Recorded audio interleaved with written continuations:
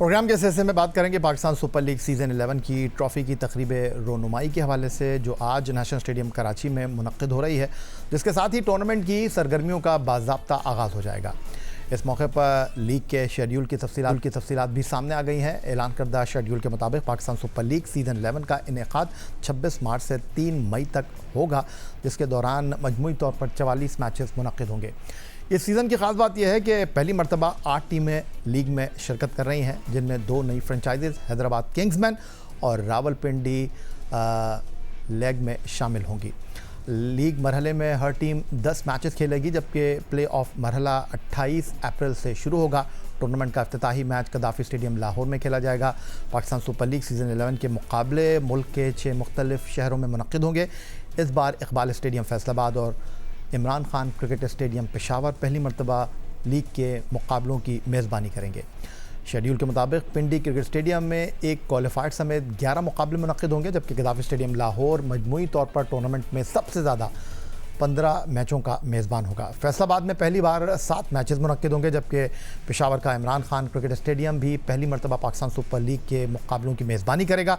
इस तरह Multan cricket stadium में 4 मैचेस खेले जाएंगे, जिनमें मुल्तान सुल्तान एक्शन में दिखाई देगी, जबकि कराची के नेशनल स्टेडियम में 6 मैचेस शेड्यूल किए गए हैं। पाकिस्तान सुपर लीग सीज़न 11 के दौरान शायकीन क्रिकेट को भरपूर एक्शन देखने को मिलेगा, क्योंकि टूर्नामेंट में मजमूई तौर पर 12 डबल हेडर्स भी मुनक्किद होंगे। पाकिस्तान सुपर लीग सीज़न 11 और ट्रॉफ़ी की रोनुमाई और दिफाई चैम्पियन लाहौर कलंदर की तैयारियों पर गुफ्तगू करने के लिए हमारे साथ लाहौर से वीडियो लिंक पर मौजूद हैं पाकिस्तान सुपर लीग की मुतहर्रिक फ्रेंचाइज दिफाई चैम्पियन लाहौर कलंदर के मैनेजर, चीफ़ ऑपरेटिंग ऑफिसर और ओनर समीन राना साहब। खुशामदीद कहते हैं समीन आपको। और सबसे पहले तो ये जानना चाहूँगा कि पाकिस्तान सुपर लीग सीज़न 11 2026 और ओपनिंग मैच होम ग्राउंड पर आप खेलने के लिए मैदान में उतर रहे हैं हैदराबाद किंग्समैन के खिलाफ। जी अस्सलाम वालेकुम या भाई, and thank you very much for inviting me. जी बड़ा एक्साइटिंग टाइम है, न्यू एरा है। 10 साल के बाद 2 नई टीमों के एडिशन और उसमें फिर नया एक्साइटमेंट भी काफ़ी सारी है। और पहला ही मैच जो है वो चैंपियन लाहौर कलंदर टीम और न्यू टीम का जो हैदराबाद की उनके साथ होगा, तो we are looking forward to it and I think बड़ा मज़ा आएगा, बड़ा एक्साइटिंग मैच होगा। लाहौर का क्राउड हमेशा लाहौर कलंदर को सपोर्ट करता है, क्रिकेट को सपोर्ट करता है, तो मुझे बड़ी उम्मीद है कि हाउसफुल होगा इंशाल्लाह। हाउसफुल होगा और उसकी बुनियादी वजह जो एक कनेक्टिविटी है लाहौर की अपने होम क्राउड के साथ, और जो एक आपका बाउंड है अपने कोर टीम के खिलाड़ियों के साथ, उसको ऑक्शन भी मुतासर नहीं कर सका। शाहीन शाह अफरीदी आपके कप्तान, आपके पोस्टर बाय हारिस रऊफ़, फिर फ़खर ज़मान, ये वो 3 प्लेयर थे जिसके बारे में एक आम तासुर यही था कि जनाब शायद लाहौर कलंदर बमुश्किल 2 को रिटेन कर पाएगी। एक नाम और मैं भूल गया, वो ज़िम्बाब्वे T20 टीम के कप्तान सिकंदर रज़ा।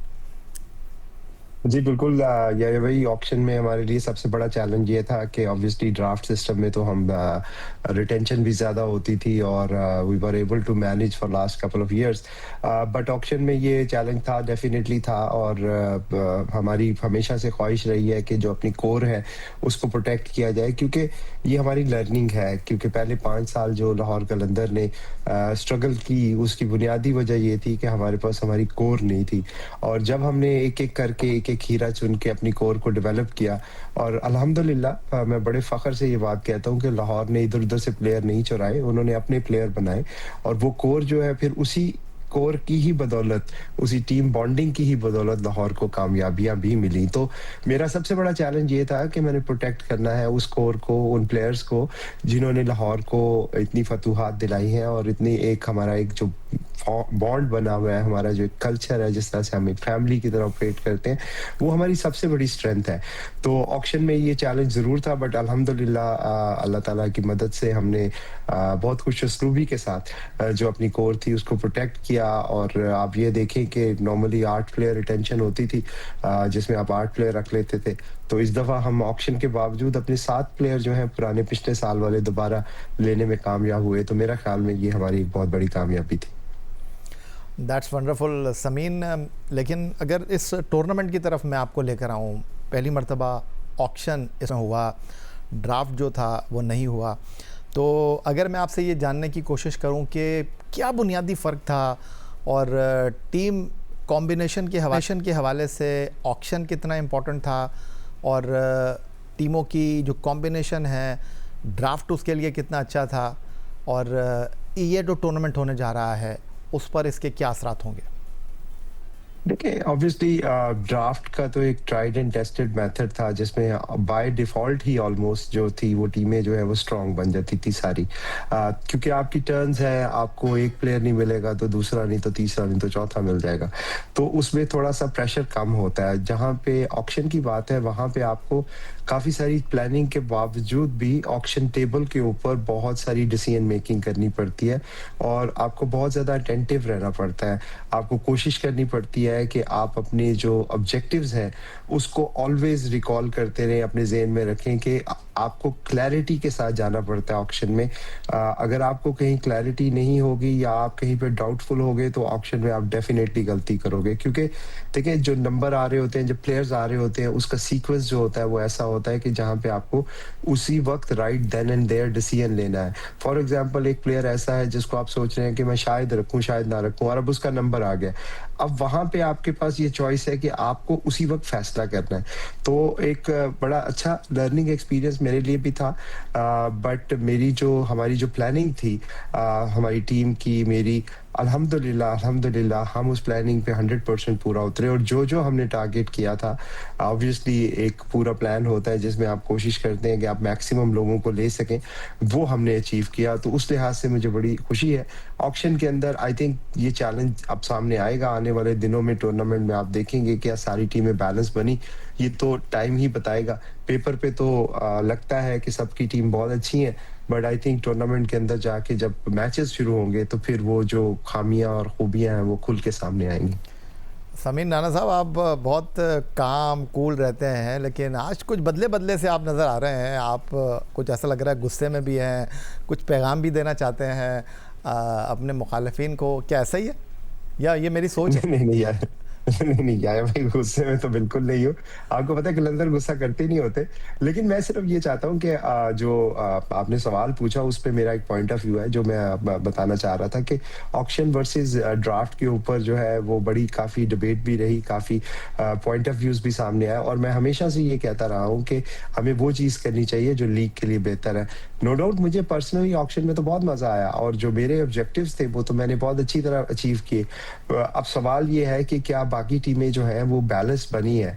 मेरे ख्याल में तो ड्राफ्ट के अंदर ये खूबसूरती थी कि टीमें बैलेंस होती थी, लेकिन एक नई चीज है, एक नया हमने एक तजर्बा किया है। मैं उम्मीद करता हूँ कि ये तजर्बा अच्छा साबित हो, but again it's premature to say कि ये अच्छा होगा या गलत होगा। ये टूर्नामेंट की जो मैचेस की क्वालिटी है ये आपको बताएगी कि वो कैसा था। चलें, ये बात तो मैं आपकी मान लेता हूँ, लेकिन लाहौर कलंदर के बारे में एक आम राय जो कि ऑक्शन के बाद लोगों की थी, जो मैं आपके साथ यहाँ पर शेयर करना चाहूँगा कि लोगों ने कहा कि एक वफ़ादारी क्या होती है, एसोसिएशन क्या होती है, ये लाहौर कलंदर से सीखना चाहिए। उन्होंने अपनी कोर के लिए शाहीन शाह अफरीदी, सिकंदर रज़ा, फ़खर ज़मान, हारिस रऊफ़ को रिटेन करने के लिए अपना वॉलेट खाली कर दिया। बिल्कुल ऐसे ही है और हमें इस बात में बहुत क्लैरिटी थी। हमें कभी भी डाउट नहीं था कि हमने किन प्लेयर्स के पीछे जाना है और हमारे लिए वो इम्पोर्टेंट है और वो डिज़र्व भी करते हैं। देखिए आप प्लेयर्स की बात करते हैं, अगर फ़खर ज़मान की बात करते हैं, फ़खर वो प्लेयर है जिन्होंने लाहौर के लिए 9 सीज़न खेले हैं और 9 में से मेरा ख्याल में मैक्सिमम सीज़न में हाईएस्ट नंबर ऑफ रन्स उन्होंने ही स्कोर किए हैं। जितनी भी लाहौर को कामयाबियाँ मिली, 3 ट्रॉफीज़ जो मिली उसमें फ़खर के बगैर तो वो कामयाबियाँ तकरीबन नामुकम्मल है।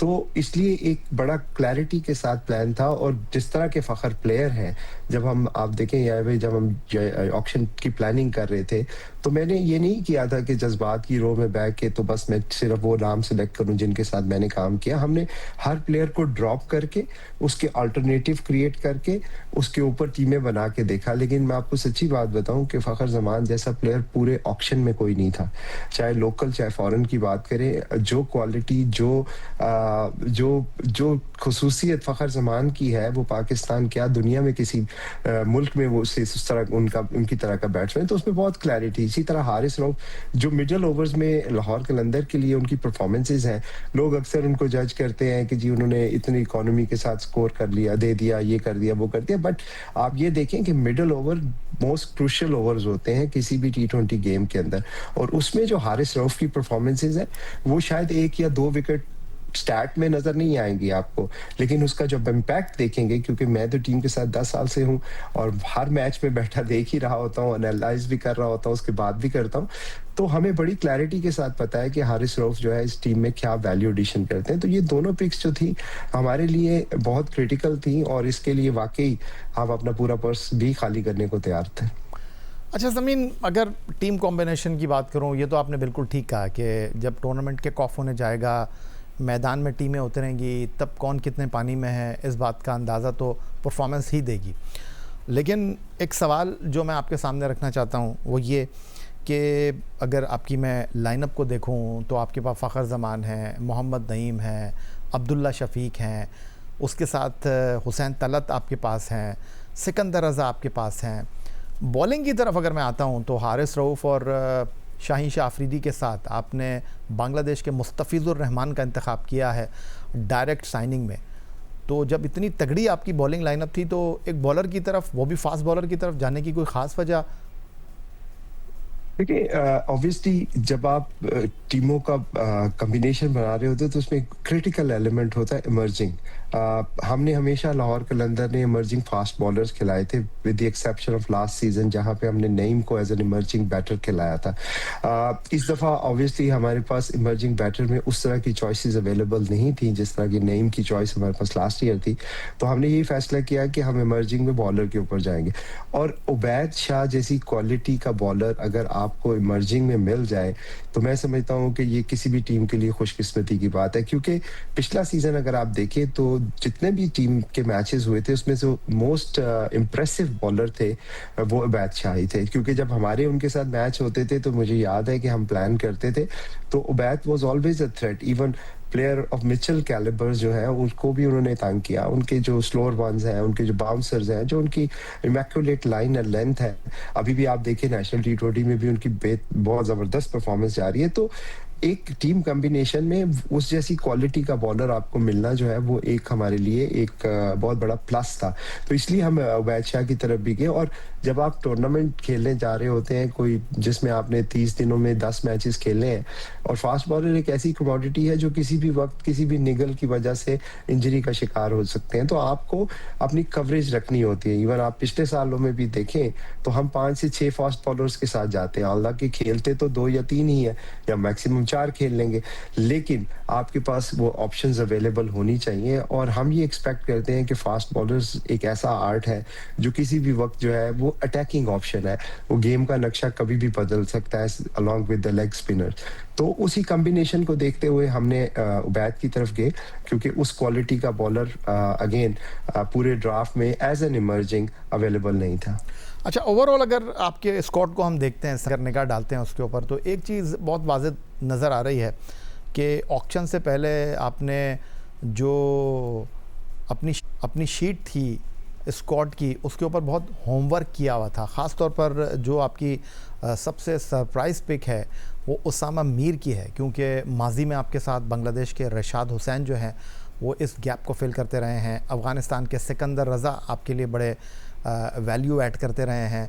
तो क्या आपको लगता था कि एक लेग स्पिनर ही कलंदर जो है वो मिस कर रही है, इसलिए आप उसामा मीर की तरफ गए?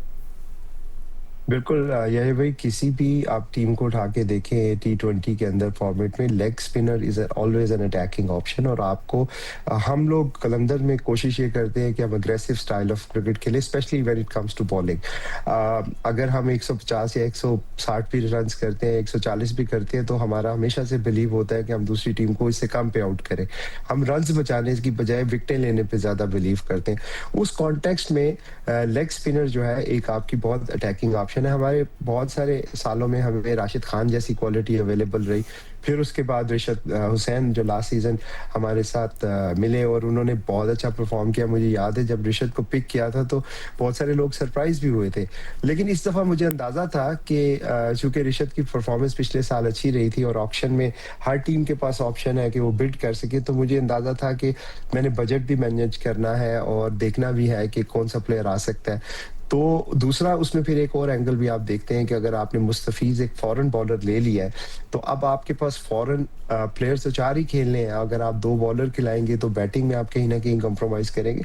तो मेरे लिए आइडियल सिनेरियो था कि अगर मुझे उसामा मीर जो है वो लेग स्पिन ऑप्शन पाकिस्तान में इस वक़्त मेरा ख़्याल में सबसे बेस्ट ऑप्शन है, वो मिल जाए।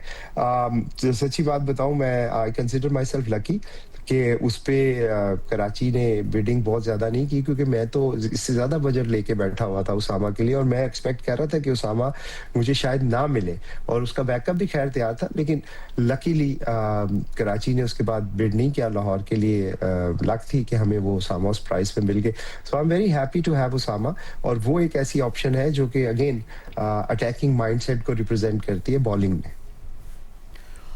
अच्छा समीर राना साहब, ये तो पाकिस्तान सुपर लीग के हवाले से, ऑक्शन के हवाले से हमने बातें कर ली और अब आपकी मौजूदगी का मैं थोड़ा फ़ायदा उठाना चाहूँगा, क्योंकि पाकिस्तान सुपर लीग में आपने कुछ ऐसी चीज़ें की हैं, ख़ास तौर पर आप टीम के कोच की हैसियत से भी अब खिदमत अंजाम देते हुए दिखाई दे रहे हैं और मैनेजर की हैसियत से तो हमने आपको देखा ही, टीम किस तरह बनाते हैं वो तो हमने देखा ही, और उसके बाद पहले 6 साल में कलंदर बिल्कुल कहीं दिखाई नहीं दी और आखिरी 4 साल में लाहौर कलंदर जो है वो 3 बार चैम्पियन बनी। तो मुझे ये बताइए, ये जो आप टीम के डग आउट में तो नहीं आते, ड्रेसिंग रूम में ही बैठते हैं, लेकिन जिस तरह आप अपने कोचिंग स्टाफ को मैनेज करते हैं, और लास्ट सीज़न में तो आपका कोई कोच ही नहीं था, आप ही ये जिम्मेदारी अदा कर रहे थे, तो क्या आप समझते हैं कि वाकई कोच की ज़रूरत नहीं होती? यार भाई 10 साल ऑब्वियसली मुझे हो गए हैं पीएसएल में और 10 साल से ही मैं ड्रेसिंग रूम का हिस्सा हूँ और शुरू से ही बहुत सारे कोचेस के साथ काम किया, बहुत सारे लेजेंड्स के साथ काम किया और ऑब्वियसली जब आप काम करते हैं तो आपको सीखने का भी मौका मिलता है। तो कुछ ऐसा हुआ कि 7वें सीजन में भी जब हम पहली दफ़ा ट्रॉफी जीते हैं तो अनफॉर्चुनेटली आकिब भाई लास्ट 3 मैचेस में, क्वालिफायर में, एलिमिनेटर में और फाइनल्स में, वो तो कोविड में थे, वो तो अवेलेबल नहीं थे, तो वहाँ पे भी मुझे ही मैनेज करना पड़ा। और पिछले साल अगेन वॉर की वजह से जो हमारे हेड कोच थे वो नहीं थे, तो लास्ट 4-5 गेम्स में मुझे ही मैनेज करना पड़ा। लेकिन it's not about me only, मेरे साथ पूरी टीम होती है, जिस तरह रियाज भाई हैं, अमजद हैं, काशिफ हैं, सिद्दीक हैं।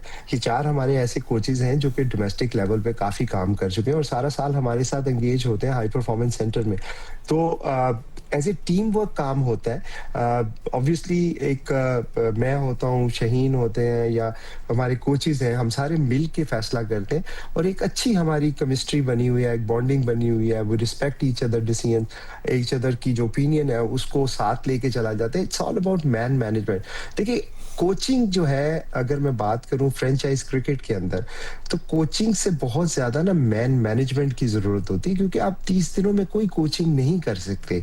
तो और फिर जब आप प्लेयर ले रहे हैं 8-8 करोड़ रुपए के हो और आप एक कोच को लाए कि उसको 8 करोड़ वाले प्लेयर को वो सिखाए, तो फिर मेरा ख्याल में ये भी क्योंकि जिन जिन प्लेयर्स को आप इतने पैसे दे रहे हैं वो बहुत ज्यादा एक्सपीरियंस्ड है। हाँ, आपको उनको मैन मैनेज करनी होती है, उनको कंफर्ट देना होता है, उनको एनवायरनमेंट देनी होती है, उनको मेंटल क्लैरिटी देनी होती है, उनकी जो स्ट्रेसेस हैं उसको एड्रेस करना होता है। उसमें आपको हार्डकोर कोचिंग क्रिकेट स्किल्स से ज्यादा आपको पीपल मैनेजमेंट स्किल्स की जरूरत होती है, जो कि आई थिंक कॉर्पोरेट सेक्टर में अगर आपने काम किया हो तो आपके पास काफी सारी, it's like managing any other team, but जहां पे आपको क्रिकेटिंग रिलेटेड मैटर्स या स्ट्रेंथ की जरूरत पड़ती है उसके लिए आपके पास टेक्निकल कोचेस अवेलेबल हैं और हमारे पास भी हैं। अच्छा समीर राना साहब, एक बहुत ही अहम सवाल, और ये गुफ्तगू जो है वो हमारे तज्ज़ियाकार क्रिकेट एक्सपर्ट अमूमन हमें करते हुए दिखाई देते हैं। वो ये कहते हैं कि जी ये जो पाकिस्तान सुपर लीग है ये पाकिस्तान क्रिकेट के लिए बहुत अहम तो है, लेकिन जो पाकिस्तान सुपर लीग की फ्रेंचाइजीज़ हैं वो पाकिस्तान क्रिकेट बोर्ड में मुदाखलत कर रही हैं, वो चाहती हैं कि उनके ज़्यादा से ज़्यादा खिलाड़ी जो हैं वो पाकिस्तान को रिप्रेजेंट करें, और इससे पाकिस्तान क्रिकेट जो है वो एक बिगाड़ की तरफ जा रही है। ये पाकिस्तान सुपर लीग जो है, पाकिस्तान क्रिकेट की जो बैनुल अक़वामी सतह पर परफॉर्मेंस में डिक्लाइन है, उसकी एक बुनियादी वजह ये फ्रेंचाइजीज़ भी हैं जो कि अपना असर व रसूख इस्तेमाल करती हैं। क्या ये बात ठीक है? नहीं, मैं भी ये बात सुनता रहता हूँ और अफ़सोस होता है ऐसी बातें सुन के, क्योंकि इसमें बिल्कुल कोई हकीकत नहीं सिर्फ है। यही देखिए बातें सुन के फ्रेंचाइज़ी अफ़सोस होता है और बहुत सी बातें भी सुन के अफ़सोस होता है। नहीं, काफ़ी सारे रवैये देख के भी अफ़सोस होता है। कैसे काफ़ी सारे लोगों को जब टेबल के इस तरफ बैठे होते हैं, उस वक़्त क्या बातें करते हैं, और जब टेबल के उस तरफ बैठ जाते हैं तो क्या बातें करते हैं, वो भी सुन के अफ़सोस होता है। क्योंकि इनमें बहुत सारे ऐसे हैं जो कि फ्रेंचाइज़ क्रिकेट खेल के ही अभी टीवी पे ताज़ा-ताज़ा बैठे हैं। और मैं समझता हूँ कि अगर प्रॉब्लम को आप सही आइडेंटिफ़ाई नहीं करेंगे तो सॉल्यूशन भी आपको कभी नहीं मिलेगा। ये आजकल बज़वर्ड हो गया कि हमें ना कॉन्स्पिरेसी थ्योरीज़ की आदत है शायद, कि जी फ्रेंचाइज़ ने ये कर दिया। फ्रेंचाइज़ के पास अगर इतनी पावर हो तो सर वो अपना सबसे पहले तो फाइनेंशियल मॉडल ठीक करे। अगर फ्रेंचाइज़ इतनी ही पावरफुल है कि वो टीम की सिलेक्शनें करवा सकती है, तो हमारी तो हर वक़्त बोर्ड के साथ मसला रहता है कि यार हमारे से हमें इन चीज़ों पे हमें अकोमोडेट कर दें, इन चीज़ों पे। तो ऐसी बात बिल्कुल हरगिज़ नहीं है कि फ्रेंचाइज़ का। आप मुझे बताएँ कि मेरा फॉर एग्ज़ाम्पल क्या ताल्लुक है पाकिस्तान टीम की सिलेक्शन के साथ, और किस तरह से मैं मोहसिन नकवी साहब को या हमारे जो चीफ सेलेक्टर हैं, चीफ सेलेक्टर खैर अभी कोई नहीं है। हाँ, लोग ये लिंक डेवलप करते हैं कि चूंकि आकिब जावेद ने 8 साल लाहौर कलंदर के साथ काम किया, लिहाजा आकिब जावेद जो है वो चूंकि वो कलंदर के साथ, तो काम तो आप बहुत सारे इदारों में करते हैं। अगर आप एक इदारे में काम करके दूसरे इदारे में चले जाते हैं तो क्या हर वक्त आप उसी इदारे की बात करते रहेंगे? तो ये बड़ा ही नैरो और बहुत ही सतही व्यू है। आई थिंक इसमें पॉपुलैरिटी शायद आपको मिल जाती है, आपको व्यूज मिल जाते हैं, एक कॉन्स्पिरेसी थ्योरी जनरेट हो जाती है। बट रियलिटी ये है कि जब से आकिब भाई ने लाहौर कलंदर छोड़ी है, मेरी हार्डली उनसे 2 मुलाकातें हुई और कभी फोन पे भी बात नहीं हुई, और ना मैंने कभी उनसे क्रिकेट डिस्कस किया। वो ऑब्वियसली आकिब जावेद मेरे से क्रिकेट तो नहीं डिस्कस करेंगे या फ्रेंचाइज से तो नहीं पूछ के डिसीजन करेंगे, वो उनका अपना डोमेन है और उनको किसी को प्रूव करने की तो जरूरत नहीं है। पाकिस्तान में क्रिकेट में मेरा ख्याल में 92 के वर्ल्ड कप में उन्होंने जो पार्टिसिपेशन की और उसके बाद जो उनकी खिदमत है वो सबके सामने। आप चले उनको छोड़ दें या कोई और भी कोच किसी के साथ अगर अटैच होते हैं तो इसका ये मतलब थोड़ी है कि वो सारी जिंदगी के लिए उस फ्रेंचाइज को फेवर करेगा। आई थिंक ये एक नैरेटिव बिल्ड हो जाता है, इसमें शायद लोगों को मजा भी आता है कि कॉन्स्पिरेसी, क्योंकि जब हार होती है ना तो उसका गुस्सा होता है। वो गुस्से को चैनलाइज आप बहुत सारे तरीकों से कर सकते हैं। अनफॉर्चुनेटली अगर हम उसे कॉन्स्पिरेसी थ्योरीज में चैनलाइज करेंगे तो यही होता रहेगा, इंप्रूवमेंट कोई नहीं आएगी। अगर आप सही प्रॉब्लम आइडेंटिफाई करेंगे ही तो आपको सोल्यूशन मिलेगा। उम्मीद करते हैं समीर नाना साहब, ये सोल्यूशन तो आपने दे दिया है, सवाल का जवाब। अब इस सवाल के जवाब में से मज़ीद कहीं गुत्थियां जो हैं वो उलझ ना जाए। लेकिन बहरहाल आपका बहुत शुक्रिया हमें ज्वाइन करने के लिए।